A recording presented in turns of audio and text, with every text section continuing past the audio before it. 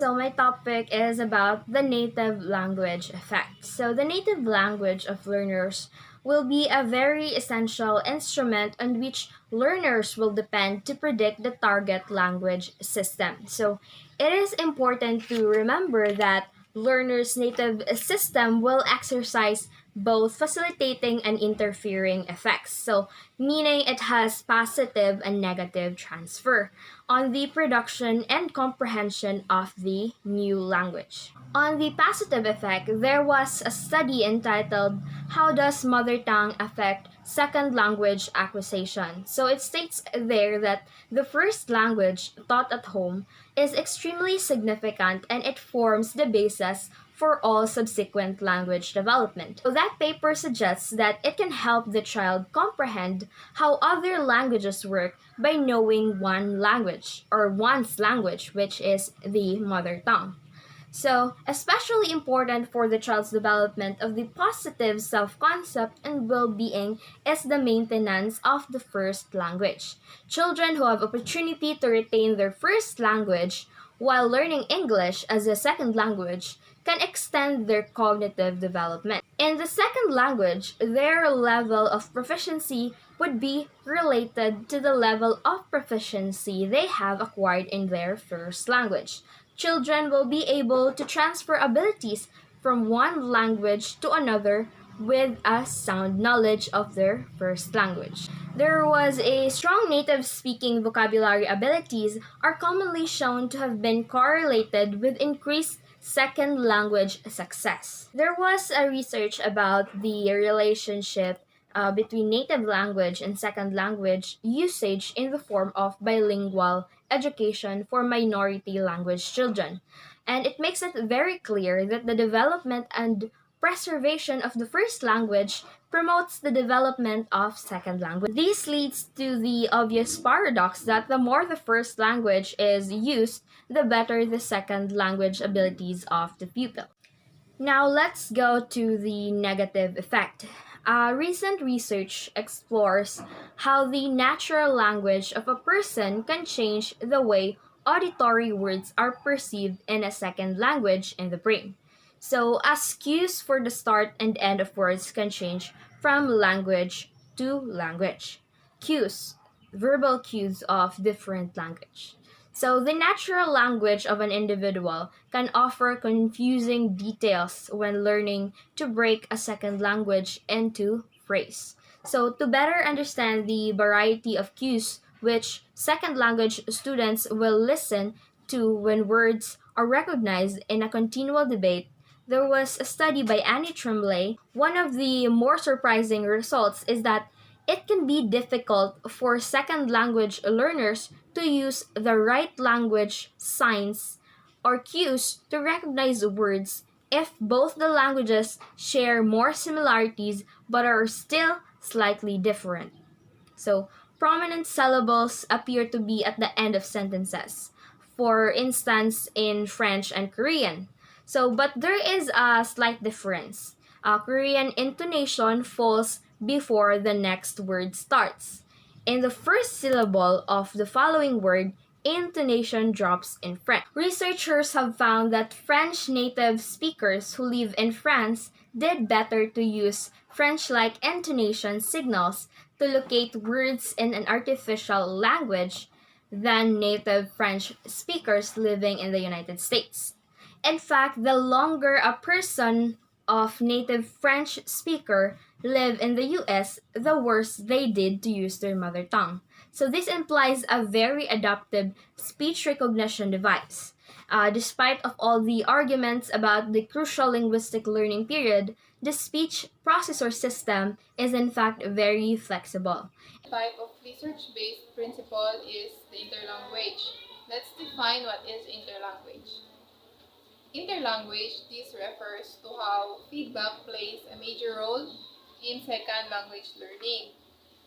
The idea of interlanguage development manifests in the utilization of feedback from the students, teacher, classmates, and other feedback mechanisms that help the students and the learners to be more fluent in learning the second language.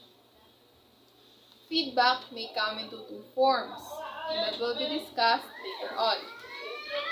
Interlanguage happens in between the process of learning a second language or a new language. For example, this is our second language or the target language, and this is the first language or our mother tongue. In between of these two is what we call the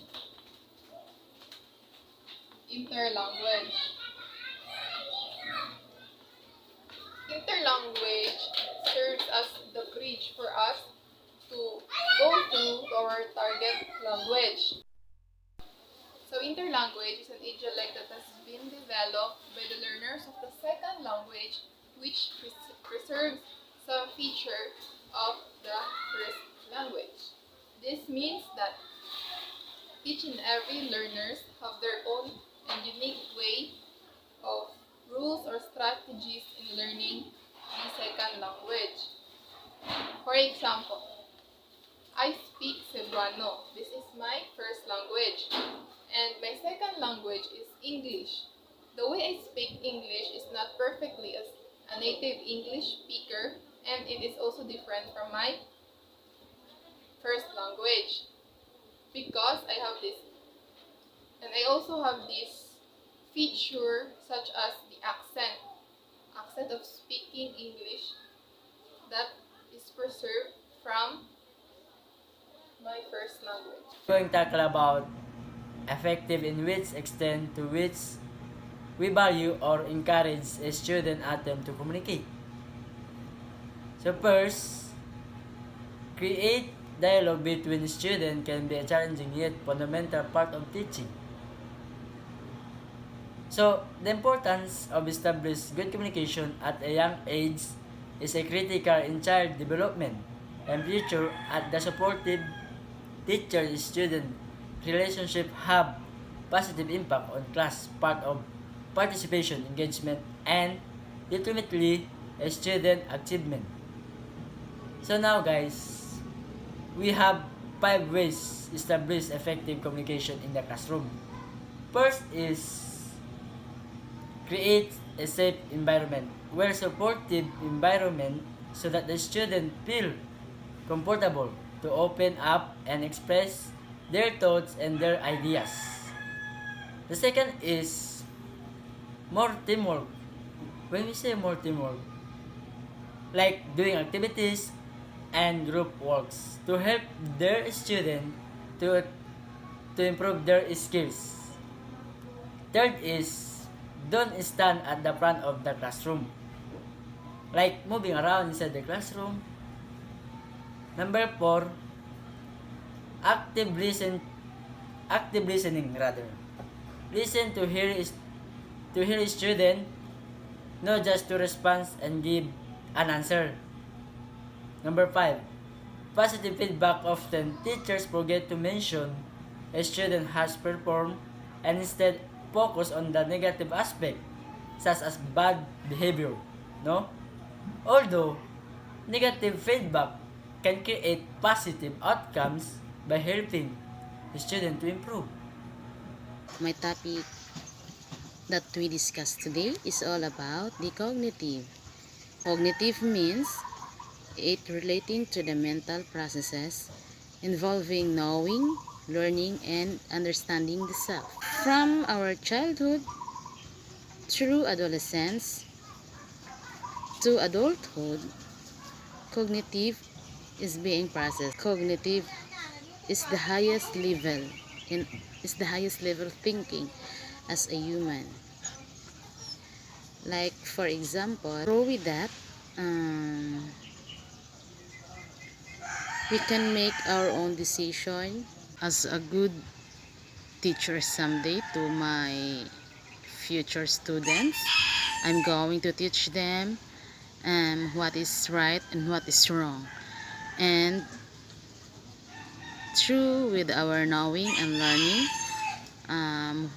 we teach our student on how to respect, because the thinking of the students is easy to understand on what we on what we teach to them. I will going to discuss the communicative competence. So, what is communicative competence? So, communicative competence is a term in linguistics which refers to a language user grammatical knowledge of syntax, morphology, and phonology. So, communicative competence talks about a we already know the syntax, morphology, and phonology. So, in other words, communicative competence, it is the ability to use the language clearly and appropriately to accomplish the communication objective. So, in the module stated that communicative competence, this is the goal of a language classroom. Instructions need to point towards all of its components. So, in Cannell and Swain, there are 4 components in communicative competence, which these are the grammatical competence, social linguistic competence, discourse competence, and the strategies competence. So, I will going to discuss it one by one. So now, first, we talk about grammatical competence. So, grammatical competence, it is the ability to create grammatically correct utterances. So, in other words, grammatical talks about the grammar, the vocabulary, and the grammar components includes the knowledge of the sounds, the pronunciation, the structure of a sentences. That's why what we call grammatical. And the second one is what we call social linguistic. So, social linguistic, it is the ability to produce social linguistically appropriateness utterances. So, when we talk about social linguistically, it relates a social aspect of a language. And when we say utterances, in Tagalog, it's talk about pagbigkas. So, in other words, social linguistic is the knowledge on how, knowing how to produce and how to respond the and how we respond the language appropriately. But the appropriateness, it depends on the setting, like the setting of the communication, like the relationship, and also the topic, and it depends the people around you. And the third one, so now let's proceed discourse. So discourse is the ability to produce coherent and cohesive utterances. So in other words, discourse is the ability to produce and comprehend oral or written text in the mode of speaking, writing, reading, and also listening. Also, when we talk about discourse in communicative competence, it talks about dealing with organizing words, structures, and sentences, and in order to create a conversation.